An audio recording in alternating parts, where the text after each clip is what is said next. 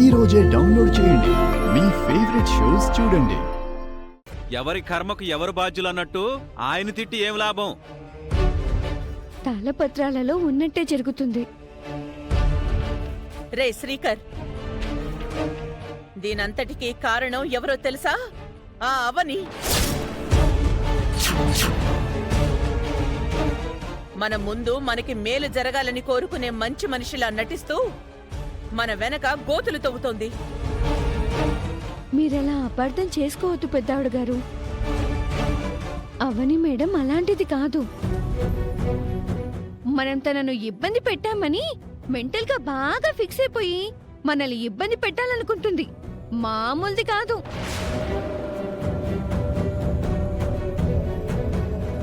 సత్యగడి అండదండలు చూసుకుని వాడితో కావాలనే కేసు వేయించి గట్టిగా వాదించేలా చేసి ఇలా చేసింది. అది మన పతనం కోరుకుంటోంది. అవని గురించి మీరు ఇంకా తప్పుగానే ఊహించుకుంటున్నారు. నువ్వు గమ్మున భయ్యా, పెద్ద చెప్పొచ్చావు గానీ. దీన్ని బట్టి చూస్తుంటే ఇంకా వాళ్ళిద్దరి మధ్య సంబంధం నడుస్తుందని అర్థం. నిహారిక గారు అలా మాట్లాడకండి. ఏంటి అరుస్తున్నావు? కొట్టానంటే ఎక్కడి నుంచి వచ్చావో అక్కడికి ఎగిరి పడతావు. రాత్రి నువ్వు తన గురించి ఎంతో గొప్పగా చెప్పావు. మంచిగా ఆలోచించాలనుకునే సమయంలో ఎలాంటి కుట్ర చేసిందో చూడు. మనం హైకోర్టుకి వెళ్దాం, అక్కడ తేల్చుకుందాం. నానా, ముందు అవని దగ్గరికి వెళ్ళి తేల్చుకుందాం. ఎందుకురా అనవసరంగా మనం కాంప్లికేట్ చేసుకోవడం? మనం ఏదో దాడి చేశామని ఆ సత్యతో మరో కేసు వేయిస్తుంది. ఏం చేస్తుందో, ఎంత దూరం వెళ్తుందో మనం చూద్దాం నాన్న. ఆ సత్యతో ఎలాంటి సంబంధం లేదని మనందరి దగ్గర చెప్పి ఇంత దుర్మార్గంగా ప్రవర్తిస్తుందా? నేను ఈ విషయం సహించలేను. పదండి వెళ్దాం. రండి.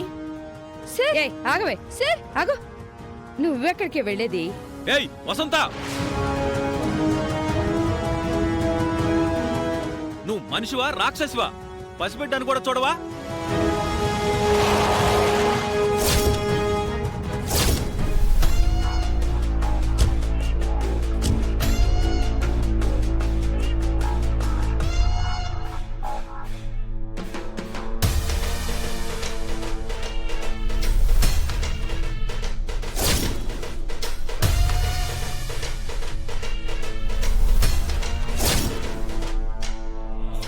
ఏ అవని, బయటికి రావే.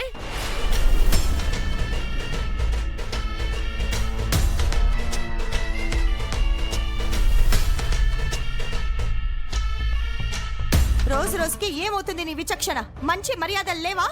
వెన్నుపోటు పొడిచే వాళ్లకు మంచి మర్యాదలు, సత్కారాలు, సన్మానాలు కూడా కావాలా? వెన్నుపోటు గురించి మీరు మాట్లాడకండి. కామెడీ అవుతుంది. ముందు దాన్ని బయటికి పిలవండి. ఏం జరిగింది? ఎందుకు ఇంతలా రంకెలేస్తున్నావు? ఇంతకు ముందు విగ్రహం విషయంలో గొడవ పడ్డానికి వచ్చారు. ఇప్పుడు ఏ విషయంలో గొడవకొచ్చారు? కొడుక్కేమో ఉద్యోగం లేక ఖాళీగా ఉన్నట్టున్నాడు. మీరు మొదటి నుంచి ఖాళీగానే ఉన్నారు. ఇక ఇంట్లో మిగిలిన వాళ్ళందరూ పరాన్న జీవులే. అందుకే ఏం తోచక ఇలా వస్తున్నారా? ముందు అవనిని పిలవండి. అవనితో మాట్లాడాలి.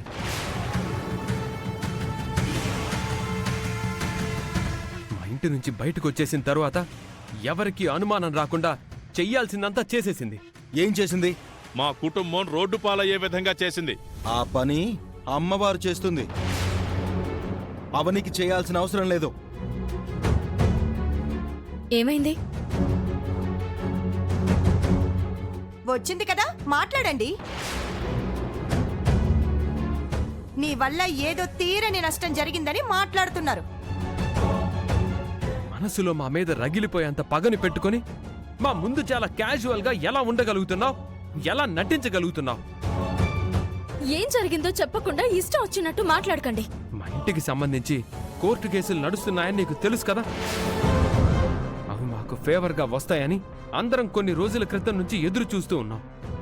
వాటన్నిటినీ నువ్వు నీ ఫ్రెండ్ సత్యగాడిని అడ్డం పెట్టుకుని తారుమారు చేసేసావు కదా.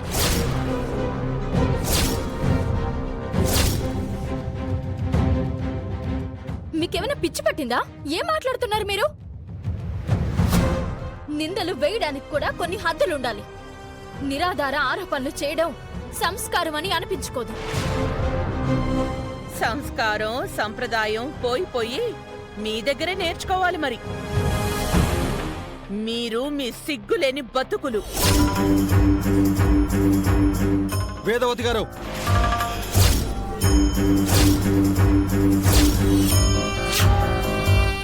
మర్యాదగా మాట్లాడండి. ఇన్ని రోజులు మా మేనకోడళ్ల మీద బయటి వాళ్ళు ఎవరైనా ఏదైనా అంటే నేను నీలాగే ఊరుకునేవాణ్ణి కాదు. చివరికి వేద కాని నా కుటుంబ సభ్యులు కాని ఎవరైనా అంటే సహించేవాణ్ణి కాదు. కానీ ఇప్పుడు నేను కూడా అనవలసి వస్తుంది. సత్యాన్ని అడ్డం పెట్టుకుని సత్యాతో కేసులు వాదించేలా చేసి మేం ఓడిపోయేలా చేసింది.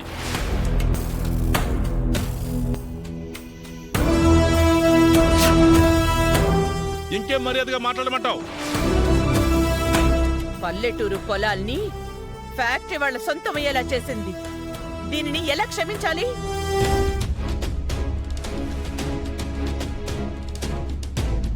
జరిగిన చిన్న పొరపాటుకి 100 కోట్ల రూపాయలు నా ఆఫీస్ వాళ్ళు ఆస్తి రూపంలో రికవరీ చేసుకునేలా చేసింది. అన్ని విధాలుగా అన్ని వైపుల నుంచి మమ్మల్ని రోడ్డుకిడ్చేలా ప్రయత్నం చేశావు.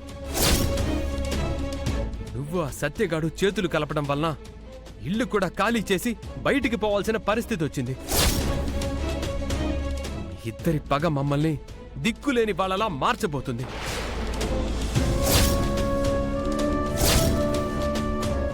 నిన్ను ఇంటి నుంచి బయటికి పంపించేశాం కాబట్టి మాకు నిలువ నీడ లేకుండా చేస్తావా?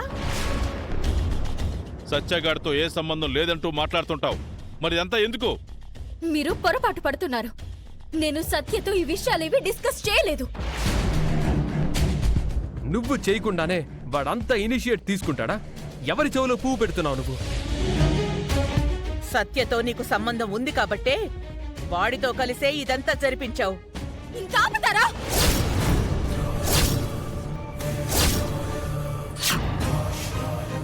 ఈ విషయాలతో గాని సత్యతో గాని నాకు ఏం సంబంధం లేదు లేదు లేదు.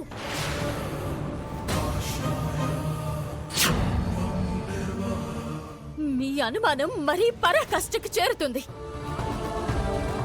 చూడండి, నేను యుద్ధం చేయాలి అనుకుంటే నేనే ముందుండి చేస్తాను. పిరికి దానిలా మూలన దాక్కోను. ఎవరినూ అడ్డం పెట్టుకోను. ఎవరితోనైనా పోరాడగల ధైర్యం, ఎంత దూరమైనా వెళ్ళగల తెగువ నాకున్నాయి. అంతేకాని మీరనుకున్నట్టు చీప్ గా బిహేవ్ చేయాల్సిన అవసరం నాకు లేదు.